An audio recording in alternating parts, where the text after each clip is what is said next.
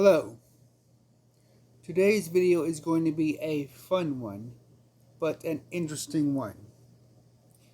I'm going to be in a spreadsheet today, and I'm going to hopefully be able to demystify the mystery of Jackrabbit's percent table. Jackrabbit's percent table came over from version 1 with a very specific purpose that it fulfilled. I'm going to go through that purpose and show exactly why it does what it does. I'm also going to talk a little bit about why it even exists. So let's get right into it with this lovely colored spreadsheet. Now I have two columns here colored in blue and green. We're going to go through each one of them side by side. Let's start with our balance that we're going to use for this demonstration. $1,000, and we're going to use a position size of 1%. So basically, for our budget, our very first position is going to be $10. Now, if you're coming over from FrostyBot or from other trading programs, that means you're going to have a $990 balance left over, and your second position at 1% of your balance is going to be $9.90. Your third position going to be $9.80. As you can see, taking 1% of the balance with each purchase lowers the amount you are actually purchasing. And over time, it lowers the average purchase price. And it also affects the total holding you may have in your balance. Jackrabbit's version takes into account this situation, but rather than diminishing the percentage at each step, the percent table records the very first position and each subsequent purchase of that asset until it's closed out maintains a consistent level of purchases. So your purchase percent balance is always going to be the same. And your budget is laterally affected. So here we have 25 purchases. And you can see the difference is actually very minute at 1%. But it's enough that if you really don't understand why Jackrabbit is doing it, you can blow your wallet up and wipe out your account, especially if you're trading futures, because you will have less in your account using Jackrabbit's methodology than using a traditional methodology like what FrostyBot used, for example. The reason for this being is Jackrabbit is accumulation based. The whole theory behind Jackrabbit TV is to accumulate to sell at a profit. So the theory behind the percent table is to maximize the percentage as price drops. So as the price drops and you accumulate more, each step gives you a larger percentage of the actual asset in base amount while maintaining the quote amount at a fixed level. Meaning you are always going to purchase $10 worth of that asset. So if it's Tron, you might be looking at, say, $198 on the first purchase.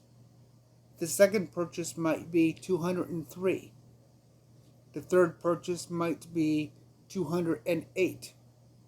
So as you can see, as price drops, by maintaining the percentage of the balance, you accumulate more of the base currency for the quote currency. But the standard approach, 1% of your balance taken at the time, right then and there, you get less base currency because your balance is diminishing each time. So it factors in the real-time amount your balance is holding. The impact of this is going to be a lower rate of return. If each purchase is less, it's going to affect your ability to hit your average easier. Whereas if each purchase is identical, then it's going to affect your ability to reach your average easier, and it's going to yield more profits in the long term. This sounds wonderful and ideal, getting more profits, but the very nature of its operations is a pain in the backside more often than not in a lot of small accounts. In this case, $1,000. Well, $1,000 at 100 positions. 1%. You eliminated your entire balance on one single asset. Whereas you can see here, by having a floating percentage, you can actually trade two assets in the same account and not necessarily wipe your account out. Or if you have a recipe with limited number of positions, say 10 positions, well, then you automatically have a whole different circumstance where you have more in your wallet than what you would through Jackrabbit's static percentage basis. Now, as I said a few minutes ago, it's easier to have this on by default and turn it off. And Jackrabbit does provide a provision for doing that. And that is through the override percent table element. This can go in either your order or in your exchange configuration. If you place it in your exchange configuration, it will disable the percent table for that exchange entirely, meaning you will revert to the direct approach of pulling the balance each and every time you evaluate your position size. But let's see how that affects different numbers. I'm going to leave the balance at $1,000, but let's have 5% of the accumulated balance. And as you can see, Jackrabbit wiped out the account, completely destroyed it. It went broke. So this is the big problem of having a fixed percentage. If you don't plan for your worst case in the context of a fixed percentage, it will destroy your account. But you can see here, there's still money left over. And that is the important part. You have money left over. You didn't destroy your account. So having the table overridden helped you protect your account, because it scaled down as the balance became less. Now, I cannot underestimate or underemphasize the significance that this technique offers in risk management. Both have their place, but if you have an extreme risk management adversity, then the percentage override is probably going to be the best approach you can make, because you can see it does help protect your account by diminishing the position size with the balance. Whereas here, as you can see, even when the position size, when the balance was diminished, by having a fixed position size, you wipe out your account. That can be very damaging. And you can see the difference of the average percentage. In this case, your average percentage per position is 31%. Or $31, excuse me. Whereas we have a flat $50. Now, if you scale your budget,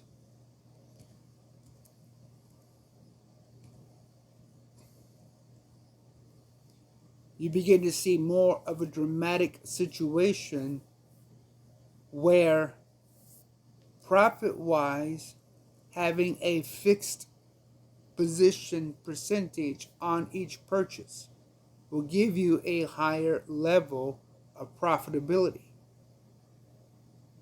So they both are important and they both work. But it depends on your balance, your risk assessment, and the significance of your account. Again, if you try to do too much, it will wipe it out. But you can also do less. For example, if you want to share your budget with more than one asset, you can have 0.1% of your budget, and that will give you $10 positions, which basically lets you trade 10 coins. Since a worst case scenario of 100 positions is going to be $1,000, this situation lets you actually trade 10 different assets on the same budget, in both cases safely. So as you proceed with understanding the percent table, evaluate your worst case scenario. Think about your maximum number of positions. How is that going to relate to your budget and your exposure? Because both take precedence in an accumulation-based situation. Okay, let's go up to 2%. And as you can see, even at 2%, it does well, but you see the significant differences between the budget balance and the actual average of money invested per position. This can make a difference because this can dramatically affect what you're investing. Because if you're looking at 2% for profitability, or let's just take 1% profitability for easy math. Here you're going to make $16 profit versus $20 profit. So having a fixed table significantly impacts and improves profitability. Even if you just do one single asset,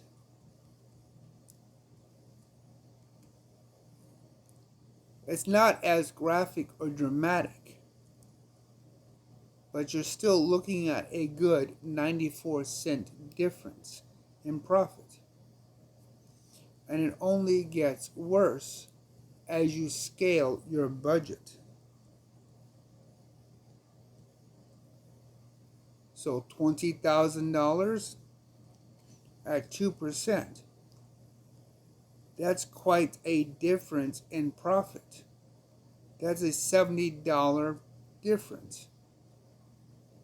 So if you're trading multiple assets with the proper risk assessment and balance to support a worst case scenario, having a fixed position size will give you more profit at higher risk in one way.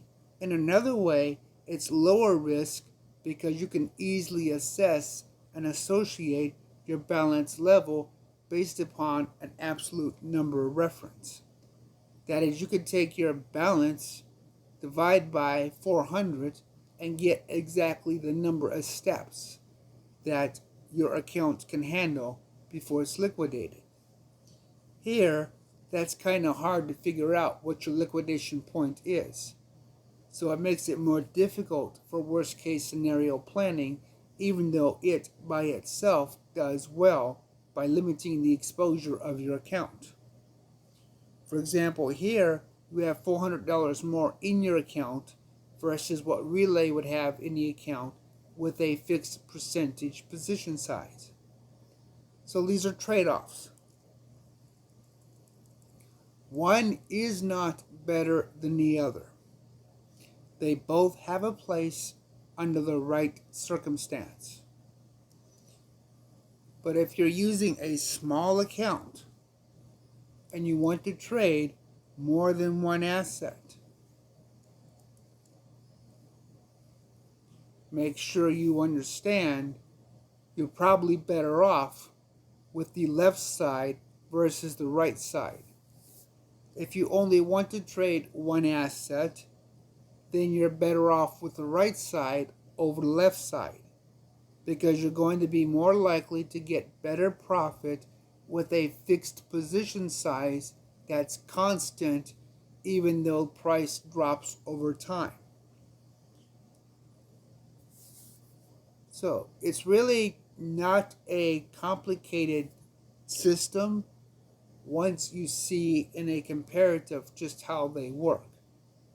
But trying to figure them out at first, especially coming from FrostyBot or some other common market bots out there, it can be very confusing.